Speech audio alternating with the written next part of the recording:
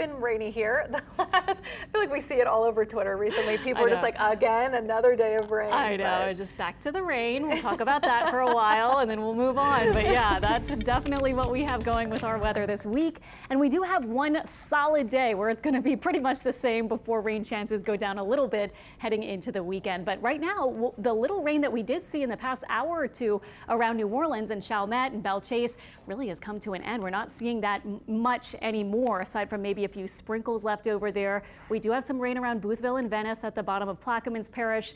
And what we've seen over here in the Pearl River County and Hancock County areas, that's moved out to the east, aside from some really light rain. What we saw on our western fringes has moved out to the west. So kind of interesting to see almost a split in the rain today across many of our parishes in southeast Louisiana. At least we're looking at high pressure here, just continuing to pump in the moisture. And in the upper atmosphere, you can kind of see a little bit of a spin here with us kind of right in the middle in the dry patch at the moment. Looking at our 24-hour Doppler radar indicated rain totals, look at these totals off to the west of us, again, just outside of some of our immediate parishes in southeast Louisiana for the New Orleans area. You jump over to Baton Rouge, you're looking at radar estimated totals of near 5 inches from earlier. Around Abbeville, also near 6 inches indicated there.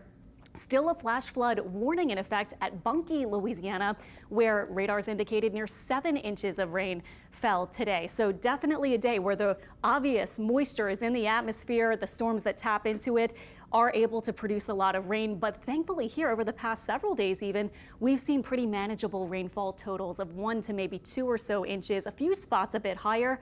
But we can kind of work with this kind of rain, even if a lot of us maybe are looking forward to some sunshine. But of course, when you get the sunshine, you get the heat back. So our temperatures today topped out just as forecast yesterday at 87 at the airport. And we're sitting in either the 70s or the lower 80s in most spots for this evening. So yet another day that we're benefiting from the clouds and the rain in terms of our heat being below average for this typically hottest part of the year. Our next few hours keep our temperatures in the 80s and then eventually 70s.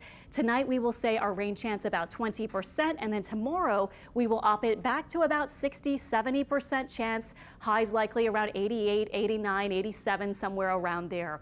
Now here's our high resolution model as you make your plans tonight, 10 p.m. We may actually have even less than this, but the trend is certainly for the rain to decrease. We'll fast forward to tomorrow. This is the morning, starting off pretty quiet probably, but here are a few showers by lunchtime. Fast forward to about 3 and 4 p.m. Some showers and some storms with the potential for a few heavier downpours.